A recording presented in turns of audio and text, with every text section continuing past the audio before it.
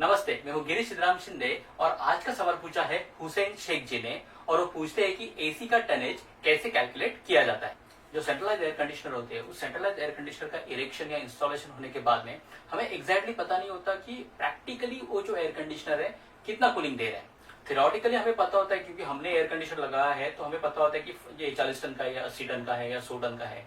लेकिन AC install होने के बाद में कई बार उसकी जो एक्चुअल कैपेसिटी है वो एक्चुअल कैपेसिटी हमें पता नहीं होती। और कमीशनिंग जब हम करते हैं एयर कंडीशनर की तो कमीशनिंग करते वक्त में हमें क्या करना होता है, एयर कंडीशनर की एक्चुअल कैपेसिटी को फाइंड आउट करना होता है और तब जाके सारे फॉर्मूले को हम लोग यूज करते हैं।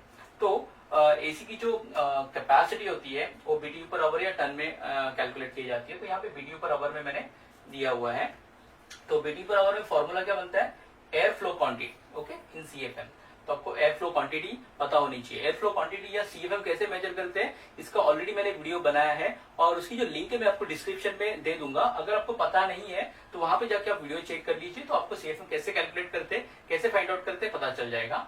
तो एयर फ्लो क्वांटिटी है इन सीएफएम लेना है, इंटू 60 करना है। इंटू 60 क्यों करना है, क्योंकि जो हमें कैपेसिटी चाहिए ना that is in BTU per our.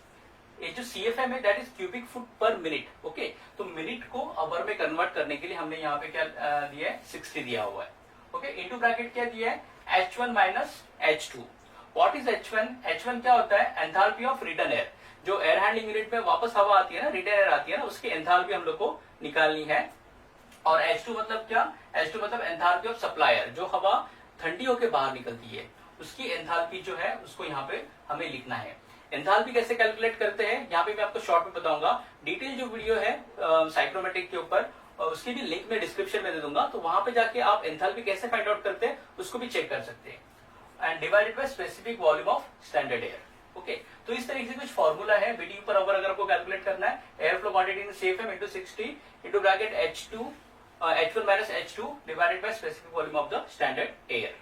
तो आगे जाके इसी फॉर्मूले को आगे बढ़ाते हैं। BTU per hour is equal to air quantity को मैंने खाली सीएफएम लिख दिया, पहले एयर क्वांटिटी इन सीएफएम लिखा था, अभी सिर्फ मैंने इसको सीएफएम करते हैं यहाँ पे इंटू 60 का रीजन मैंने बता दिया, क्यूबिक फुट पर मिनट। क्यूबिक फुट पर मिनट एक मिनट का हो गया। हम लोग को एक घंटे में 60 मिनट होते हैं, इसके लिए हम लोग ने क्या करके इसको 60 से मल्टीप्लाई किया ताकि हम लोग को 1 आवर का जो है एयर क्वांटिटी पता चले। इसके लिए इसको 60 से मल्टीप्लाई किया into H1 minus H2। H1 मैंने ऑलरेडी बता दिया, enthalpy of return air minus enthalpy of supplier divided by specific volume of the standard air. तो वॉल्यूम जो होता है एक पर्टिकुलर स्टैंडर्ड टेम्परेचर में एयर की जो डेंसिटी होती है इसके हिसाब से हवा का स्पेसिफिक वॉल्यूम निकाला जाता है। तो ये स्पेसिफिक वॉल्यूम है 13.33 क्यूबिक फुट पर पाउंड, ओके। तो ये स्टैंडर्ड वैल्यू है, स्टैंडर्ड वैल्यू को यहाँ पे लिया जाता है, ओके। उसके बाद में हमने क्या कर दिया, इसको और थोड़ा सा सिंप्लीफाई कर दिया, इसमें से इसको आपस में डिवाइड कर दिया, 60 डिवाइडेड बाय 13.33 कर दिया, बाकी फॉर्मूला एज इट इज यहाँ पे लिख दिया। तो जब हम 60 डिवाइडेड बाय 13.33 कर देते हैं ना तो 4.5 आ जाता है। आगे कुछ वैल्यू होगी, हम लोग ने 4.5 तक वैल्यू यहाँ पे ली हुई है, ओके। तो इसको डिवाइड करने के बाद हम लोग को 4.5 वैल्यू मिली। तो फॉर्मूला और थोड़ा सिंपल हो गया, BTU per hour is equal to air quantity that is in CFM into 4.5। 4.5 कैसे आया आप करके देखो, 60 डिवाइडेड बाय 13.33 तो 4.5 आ जाएगा। और बाकी बचा हुआ H1 minus H2 as it is मैंने लिख दिया, ओके। तो एक फॉर्मूला अगर आप यूज करते हो तो आपको एयर कंडीशनर की कैपेसिटी मिलेगी बीटीयू पर आवर में। लेकिन मोस्ट ऑफ एयर कंडीशनर की जो कैपेसिटी होती है हम लोग टन में एक्सप्रेस करते हैं, और टन में अगर आपको वैल्यू चाहिए, आपको रिजल्ट चाहिए, आंसर चाहिए, तो आपको इसको 12,000 से डिवाइड करना पड़ेगा क्योंकि 1 ton is equal to 12,000 BTU per hour, okay. तो आगे फाइनल फॉर्मूला क्या बनता है हमारा, फाइनल फॉर्मूला है ton is equal to CFM that is air quantity into 4.5 into bracket क्या होगा, मतलब इसको इंटू ही करना है, 4.5 into H1 minus H2 divided by 12,000। जब आप ये जो वैल्यूज है इसको पुट कर दो फॉर्मूला में, आपके पास में सीएफएम की वैल्यू है, आपके पास में H1 H2 की वैल्यू है, तो आप क्या कर सकते हो उस एयर कंडीशनर का टनेज जो है या उसकी जो कूलिंग कैपेसिटी है उसको फाइंड आउट कर सकते हो। अब हम कुछ एग्जांपल देखेंगे और एग्जांपल की मदद से टनेज एक्चुअल कैसे कैलकुलेट करते हैं इसको पता करेंगे। तो हमारा फर्स्ट एग्जांपल है, तो फर्स्ट एग्जांपल में गिवन डेटा क्या दिया है, air quantity air quantity 14,000 CFM, 14,000 CFM air quantity है, मतलब जो एयर हैंडलिंग यूनिट है तो उसका हम लोग ने एनेमोमीटर लेके एयर क्वांटिटी या सीएफएम चेक किया तो हमें 14,000 सीएफएम मिला। देन जो मैंने एंथैल्पी की बात की H1 H2, तो एंथैल्पी जो है वो वेट बल्ब टेम्परेचर से निकाली जाती है। तो डायरेक्ट एंथैल्पी आपको कोई मीटर नहीं दिखाएगा, एंथैल्पी निकालने के लिए आपको साइक्रोमेट्रिक चार्ट यूज करना पड़ेगा, और साइक्रोमेट्रिक चार्ट पे आपको एंथैल्पी निकालने के लिए वेट बल्ब टेम्परेचर की जरूरत होती है। तो आपको क्या करना होता है, रिटर्न एयर जो होता है, जो हवा एज में वापस आती है उसको रिटर्न एयर कहते हैं। तो उसका वेट बेल टेम्परेचर, ध्यान रखो, ड्राई बेल टेम्परेचर नहीं लेना है, wet bulb temperature. Wet bulb temperature आपने साइक्रोमीटर देखा होगा, तो साइक्रोमीटर के ऊपर एक जो थर्मामीटर होता है उसके ऊपर गीला कपड़ा होता है, तो वो जो थर्मामीटर रीडिंग दिखाता है उस रीडिंग को वेट बेल टेम्परेचर कहते हैं। तो आपको रिटर्न एयर का वेट बेल टेम्परेचर लेना है, आपको सप्लायर का वेट बेल टेम्परेचर लेना है। ओके, फिर से आपको बता दूं, सिर्फ आपको वेट बेल टेम्परेचर यहाँ पे नोट डाउन करना है।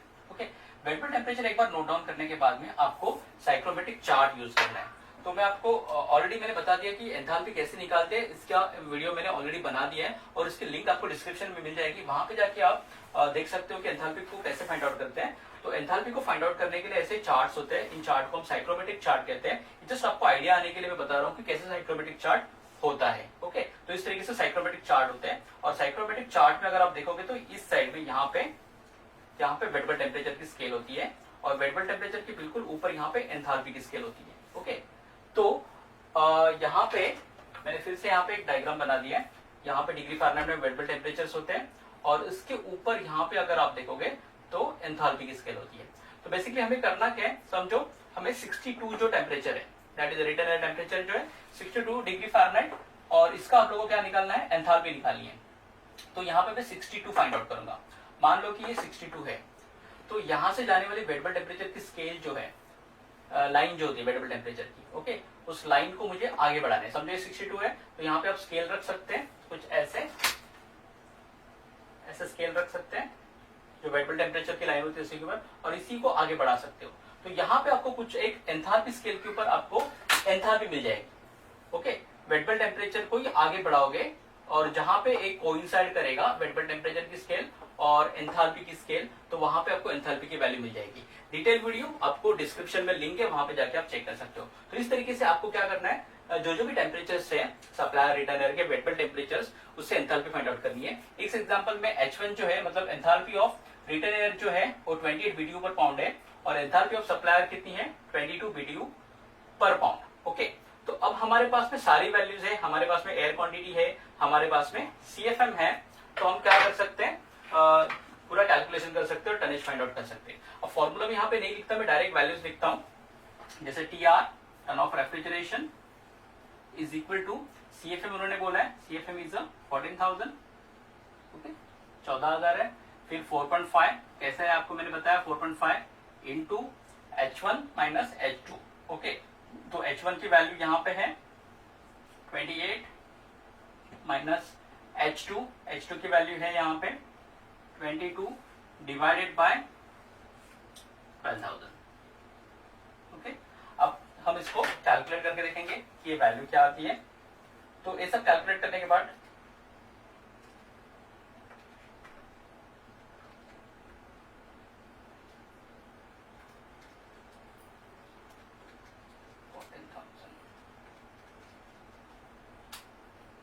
ओके 31.5, तो फाइनल हमारा जो TR है, TR की वैल्यू क्या आई, 31.5। तो नेक्स्ट एग्जांपल जो है उसमें अगर आप गिवन डेटा देखोगे तो 8000 CFM उसकी एयर क्वांटिटी है AHO की। फिर wet bulb temperature of return air is 65 degree Fahrenheit, wet bulb temperature of supply is 55 degree Fahrenheit. और जैसे मैंने ऑलरेडी यहाँ पे एंथैल्पी निकाल के रखी है, आपको बताया एंथैल्पी कैसे निकाली जाती है। तो रिटर्न एयर की एंथैल्पी जो है दैट इज 30 BTU पर पाउंड और सप्लायर की एंथैल्पी है दैट इज 23 BTU पर पाउंड। अब ये सारी वैल्यूज जो है इसको हम पुट करेंगे फॉर्मूला में। फॉर्मूला आपको पता है TR is equal to ton of refrigeration is equal to CFM यहाँ पे लिखा हुआ है, तो 8000 में यहाँ पे लिख देता हूँ। ओके, 8000 के बाद में फॉर्मूला में लिखा है 4.5 लिखा है यहाँ पे, तो 4.5 लिख देंगे। बाद में डिफरेंस एंथैल्पीज का लेना है, H1 that is 30 minus H2 that is 23 divided by, आपको करना है 12,000। तो ये सब करने के बाद में हमारे पास में जो वैल्यू आती है, आप इसको ये सब कैलकुलेशन करने के बाद देखोगे तो हमारे पास में वैल्यू होती है 21 टन। TR मैंने ऑलरेडी यहाँ पे लिख दिया। इसको सॉल्व करने के बाद में ये जो मशीन है, इस मशीन की जो कूलिंग कैपेसिटी है दैट इज 21 टन। तो थर्ड एग्जांपल की बात करें तो थर्ड एग्जांपल में गिवन डेटा में देखोगे तो air quantity that is 500 CFM दिया है, फिर wet bulb temperature of return air और wet bulb temperature of supplier दिया है, जिससे कि हमने साइक्रोमेट्रिक चार्ट यूज करके एंथैल्पी ऑलरेडी कैलकुलेट करके रखी है, फाइंड आउट करके रखी है। तो 67 जब टेम्परेचर आता है तो एंथैल्पी होती है 31.6 BTU/पाउंड, और जब सप्लायर का टेम्परेचर 54 है तो उस टाइम में जो एंथैल्पी है दैट इज 22.4। फॉर्मूला सेम रहेगा, CFM की वैल्यू मैंने यहाँ पे डाल दी इंटू 4.5 इंटू एंथैल्पी ऑफ जो है रिटर्न एयर है यहाँ पे, okay, enthalpy of return air minus enthalpy of supplier, इसको लिख दिया है और डिवाइड बाय 12,000 करना है क्योंकि हम लोग टन में वैल्यू चाहिए, और इस सबको कैलकुलेट करने के बाद में फाइनल वैल्यू जो आती है दैट इज 17.25 टन। तो इस तरीके से हम क्या कर सकते हैं, हमारे पास में अगर एयर क्वांटिटी है, वेट बल्ब टेम्परेचर है रिटर्न एयर का, वेट बल्ब टेम्परेचर है सप्लायर का, तो उससे हम एंथैल्पी निकाल सकते हैं और फॉर्मूला में वैल्यू डाल के कोई भी एयर कंडीशनर हो तो उसकी जो टनेज है, टन ऑफ रेफ्रिजरेशन जो है, उसको पता किया जा सकता है। Thank you for watching this video. अगर आपको वीडियो अच्छा लगा तो वीडियो को लाइक और शेयर कीजिए, और ऐसे और वीडियो देखने के लिए मेरे चैनल को सब्सक्राइब कीजिए। हम जल्द मिलेंगे एक नई वीडियो के साथ में, तब तक के लिए गुड बाय।